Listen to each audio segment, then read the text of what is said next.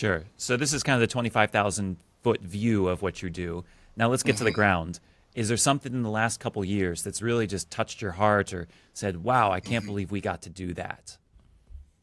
As part of our ministry, we have been able to travel. We were really held back during the COVID years, but the friars we've gone to, the two of the friars just returned from Guinea-Bissau, Africa, visiting what was a leprosy hospital at one time. I'll be going to the Philippines. We've been to certain various countries in Africa, other countries in Asia. Those trips are the things that probably touch me the most. And I'll give you the example. The one, we were in the Philippines in 2019, and we were working with a friar who was feeding about 100 children a day.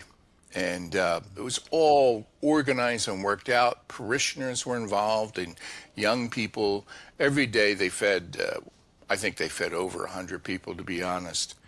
And many of these children, and this is where we started it, many of these children were, they did not have mother or father, or they mostly didn't have a father, and that was because they were victims of the extrajudicial process in the Philippines under the previous president, where people who Sure. had any connection with drugs Mm. would come in and report, and often several days to a week later, they would be dead. Mm. So there were 100 children in this program, in this little parish alone, that had no family. So they have to go live with someone, an aunt or an uncle. Many of them were on the street.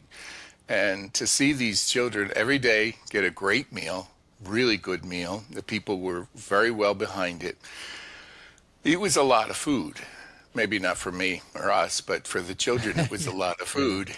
And almost all of them would bring a little baggie or a Tupperware, and they would put the extra food in that to take it home to their brother or sister who were still at home. Mm. That something like that really touched my heart because we were not just feeding.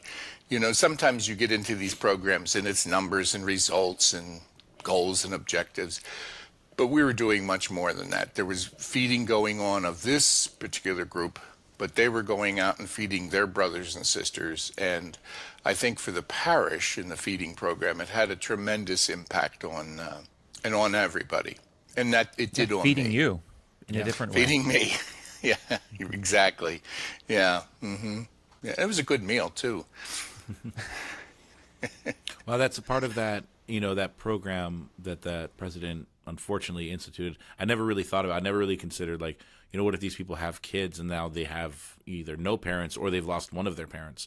That's pretty. It's a tragic part that I didn't think about, Yeah. and And it's horrible it's to think about. I mean, yeah, we followed it from the Yeah. U.S. for so many right. years and seeing all this. And I Hmm. got to think you feel powerless. I mean, I know I do. I mean, you Hmm. two as well. What do you do, Tito, Andrew, Right. like thinking about Yeah. around the world, the issues I can't fix? No. Yeah. This came to us from a friar who was the pastor, and it's in the slums. The parish is in the slums. There's nothing nice around it. But he was surprised one day when he saw a probably 9 or 10 year old girl carrying her brother on her back, who was about 3, and they were going through the trash looking for food. Mm. And he talked to them and why, and they told them their parents were killed and etc. It changed, it impacted his life. Hmm. And it was amazing how the parish surrounded these people, brought them in for Christmas parties and things like that. So a little thing went to a very big thing. It was great, great impact on people. Yeah. I'm wondering what the most interesting place you visited, and which is interesting that you get to visit these places and you Hmm. get to Hmm. kind of evaluate them. You don't stay a whole long time, but is there Yeah. one? You're going to the Philippines this week, but you've been to quite a few countries, right? Yes. Oh, man. They're all unique. I mean, you can't compare the countries of Africa with something like Asia. They're all very Sure. unique. And there are countries in Africa which they seem very well off. The people live in some kind of house, maybe not the best house. But then there's other places where they have nothing. Many built their houses out of mud or adobe, and over the years they fall apart. So there might be living in a section of the house that still exists. And even there, some of the schools I toured were made of mud. The kids sat on a bucket or whatever they could bring from home.